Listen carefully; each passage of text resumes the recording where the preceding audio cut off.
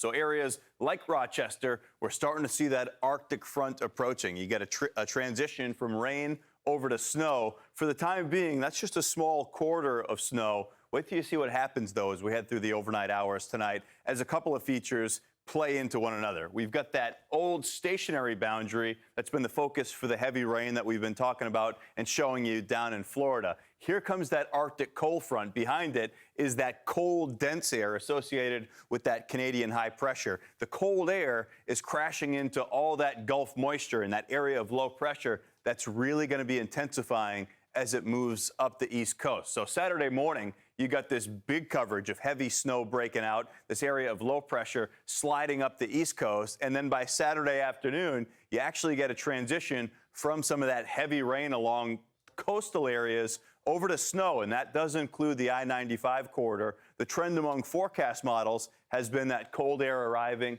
just a little bit more quickly. And with that, we've seen some of those winter weather advisories expanded all the way to the Atlantic coastline with a slushy couple inches of snow a possibility. The wind is the other concern with this storm. As that area of low pressure intensifies and you got that area of high pressure back to the west, there's a tight pressure gradient between those two weather features, which creates high winds out of the northwest. It pumps in that much colder air, but we could see some wind gusts up around 50 miles per hour, blowing snow around and also potentially doing some damage, leading to some power outages. That'll be a concern during the day tomorrow. Those are the winter storm warnings. I mentioned those winter weather advisories expanded now to include the 5 boroughs here in New York City, also much of Massachusetts. Some areas are seeing slushier, wetter snow along the immediate coastline, but interior parts of the Northeast, that's where you get the big snow, and you can see that with FUTURETRACK. Much of Pennsylvania up into New York,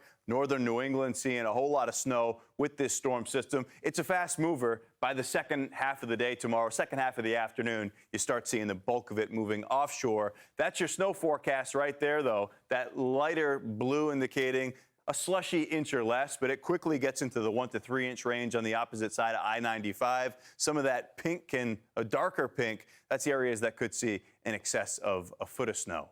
I'm Amy Freeze. Welcome to Fox Weather's YouTube page. We have more great videos on the way, so make sure to subscribe to stay updated on all things weather.